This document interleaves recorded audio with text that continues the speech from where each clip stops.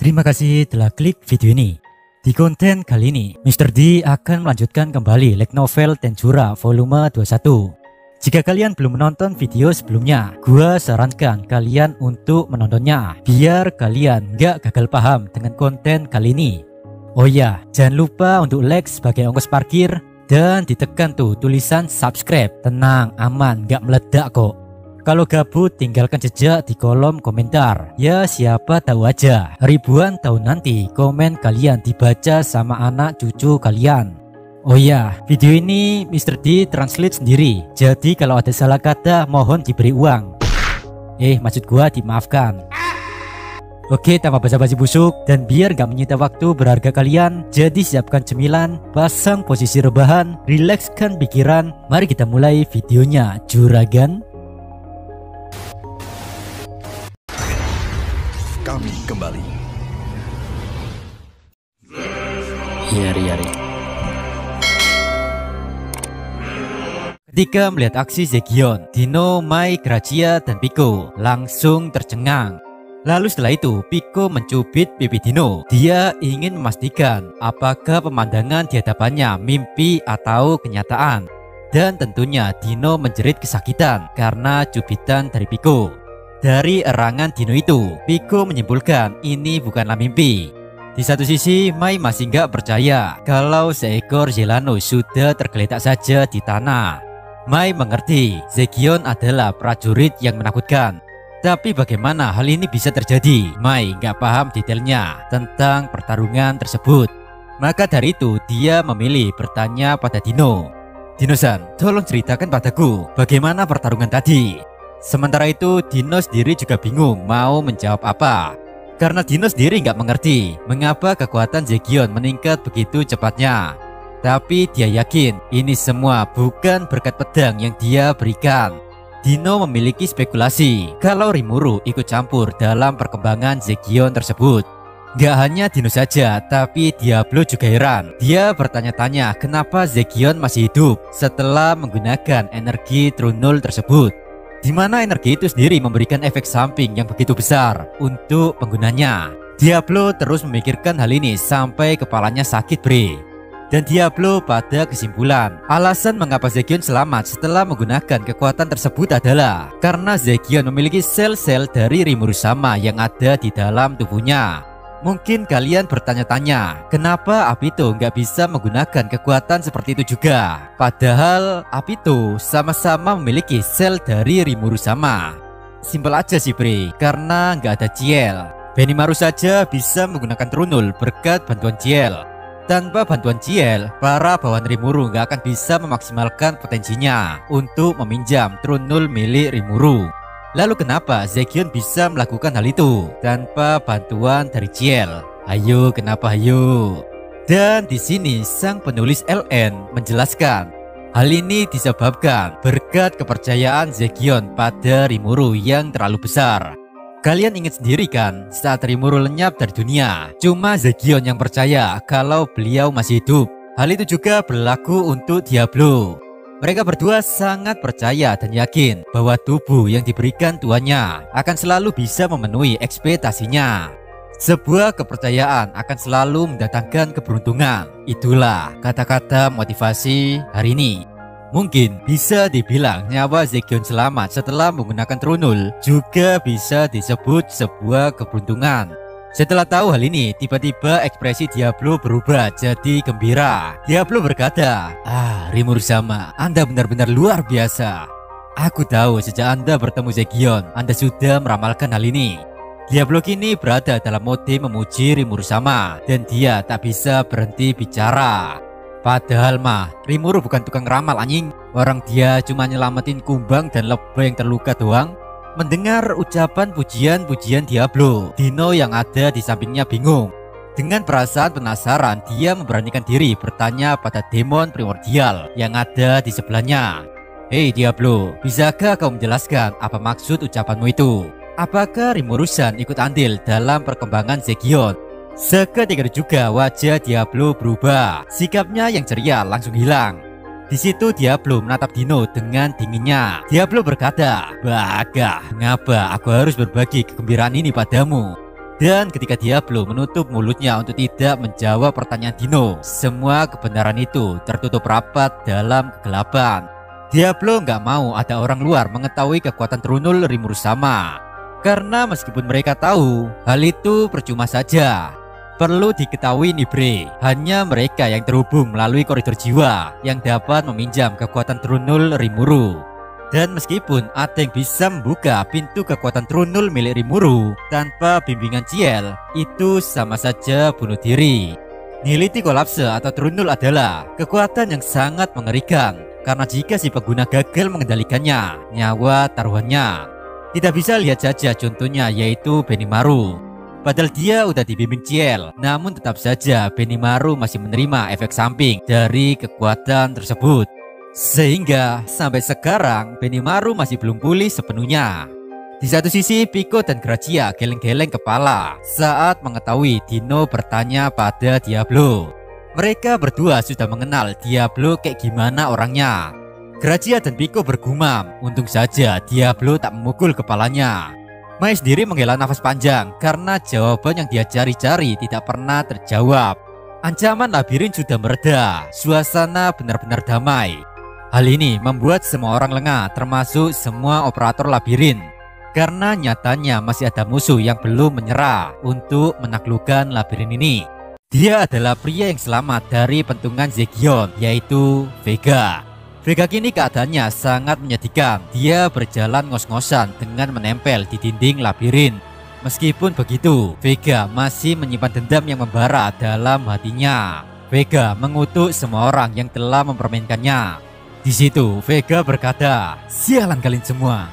Dino, Pico, Grazia, Mai, kupikir kalian ada di pihakku, tapi ternyata kalian hanya mempermainkanku. Tunggu saja, aku akan membalas semua penghinaan ini, terutama kau Zegion."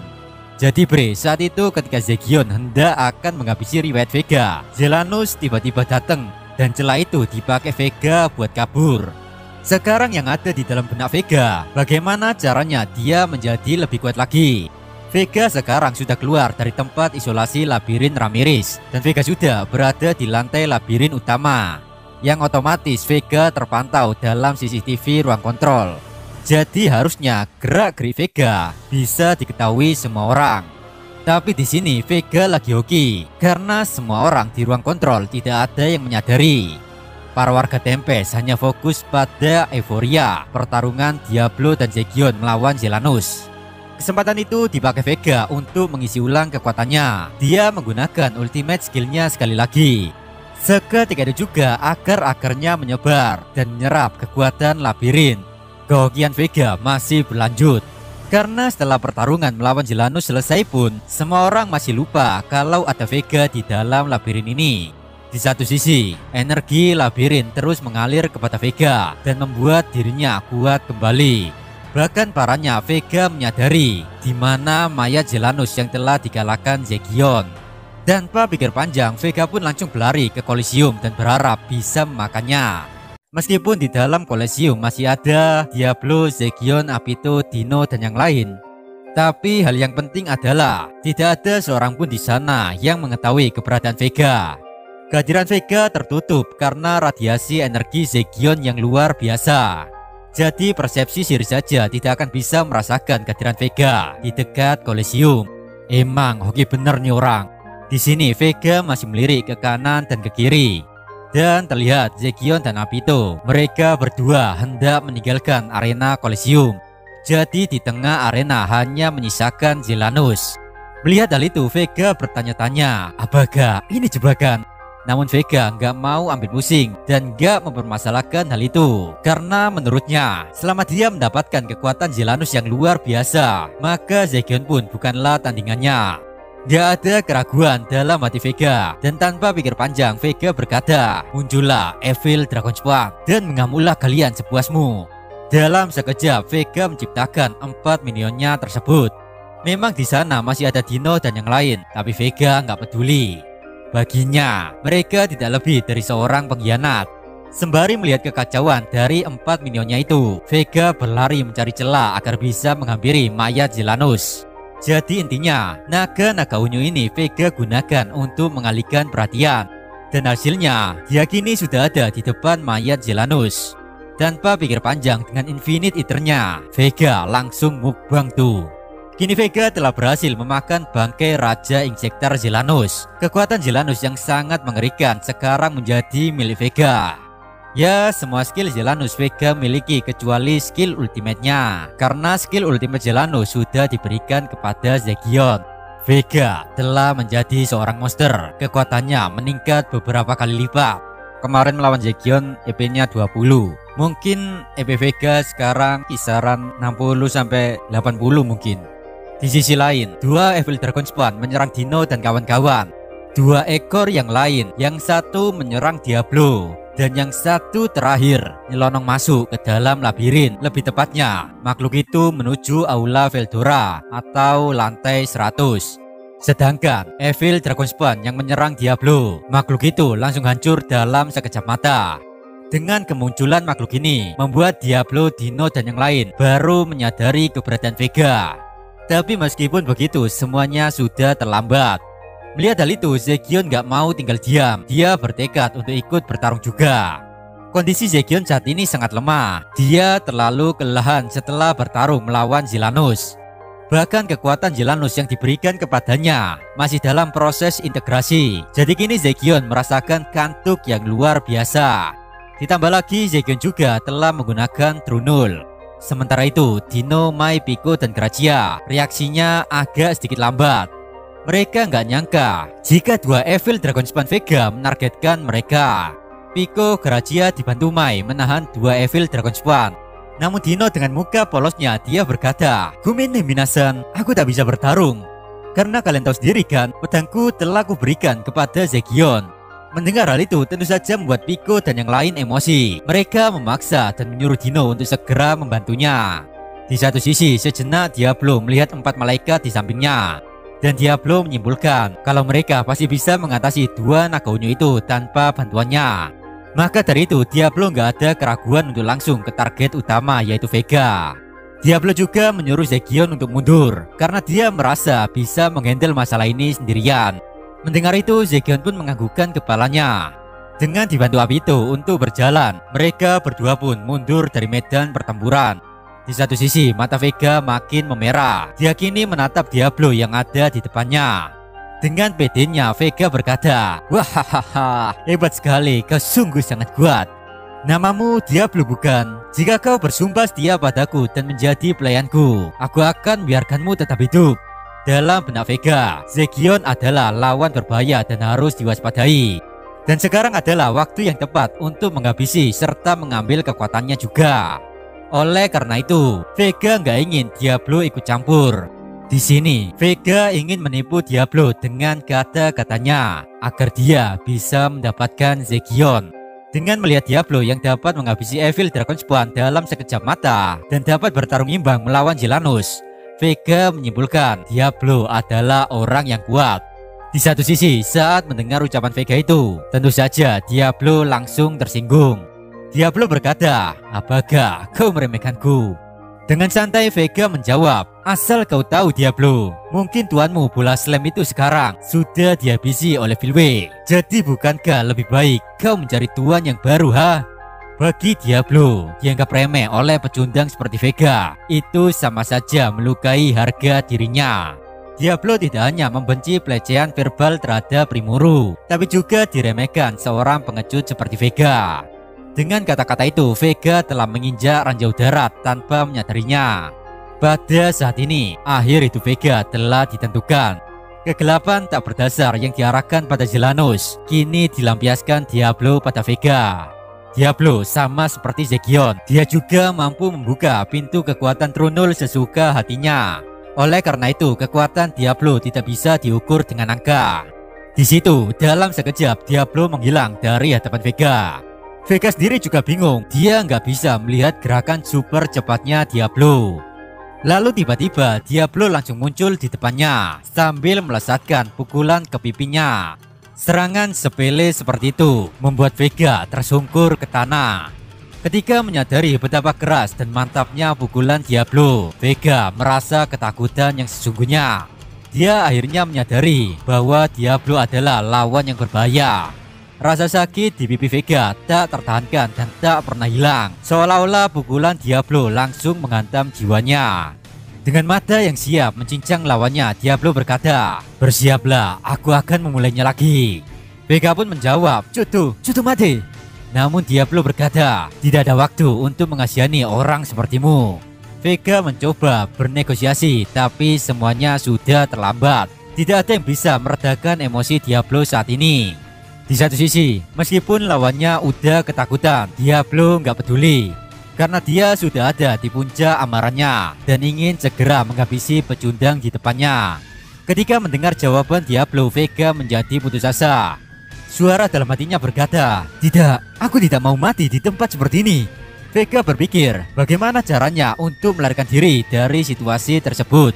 Lantas, dia pun mengeluarkan serangan secara asal-asalan, yang tentu saja itu dapat dengan mudah dilenyapkan Diablo dengan cakarnya. Baru aja dapat kekuatan dan belagak sombong. Baru sekali kena pukulan saja Vega kena mental anjing.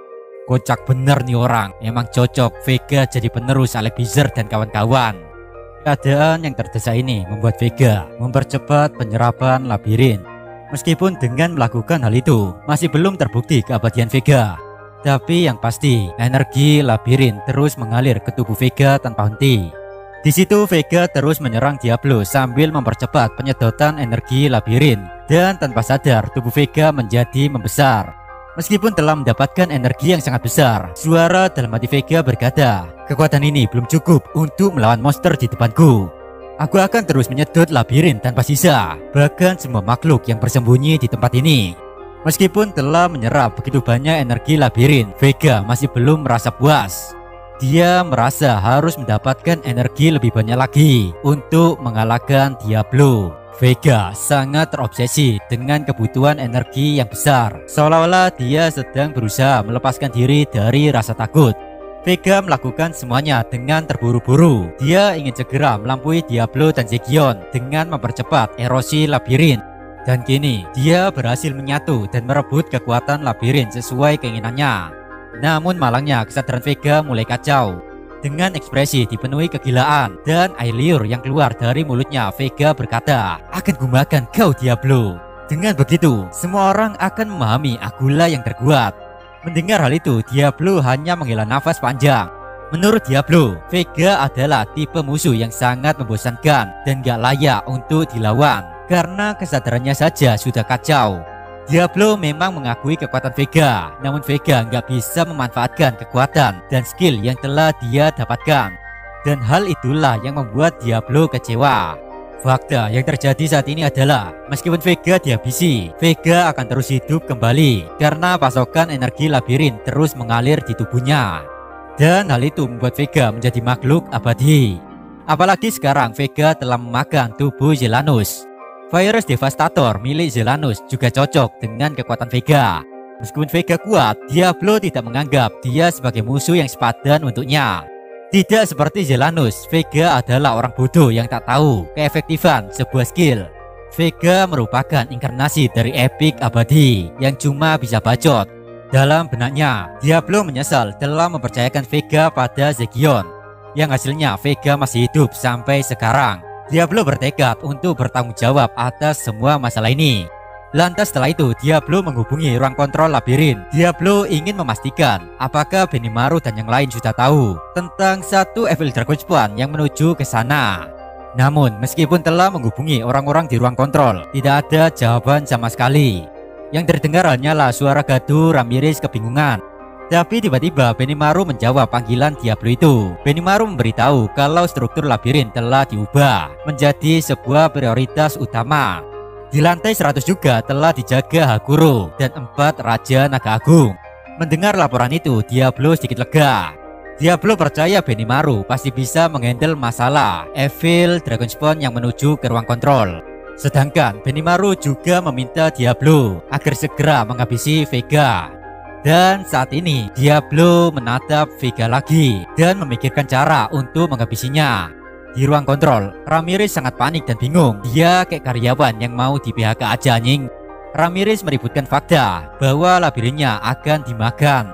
Untungnya sih jauh-jauh hari Rimuru sudah memerintahkan semua bawahannya menciptakan pertahanan darurat di labirin. Dan sekarang melalui instruksi Benimaru, berbagai mekanisme pertahanan labirin mulai diaktifkan. Semua pintu keluar telah ditutup. Satu-satunya jalan masuk hanyalah melalui aula besar Veldora atau lantai 100. Di satu sisi, setelah mengetahui invasi Vega yang menargetkan semua orang melalui Evil Dragonspawn, membuat Haguro tanpa pikir panjang langsung berlari menuju garda depan untuk menghadang makhluk itu. Dan hal ini membuat Benimaru sangat khawatir kepada mertuanya tersebut. Sambil menatap layar monitor, Benimaru berkata, Rimuru-sama memang orang hebat. Beliau menyiapkan semua ini seolah-olah dia bisa melihat masa depan. Andaikan aku lebih bijaksana, mungkin semua masalah ini tidak akan pernah terjadi. Mendengar itu, Suna menundukkan kepalanya. Entah mengapa Suna juga merasa bersalah. Benimaru di situ terus merenungkan ucapan Rimuru agar selalu mengantisipasi yang terburuk dalam perang, biar nggak perlu panik di situasi seperti ini.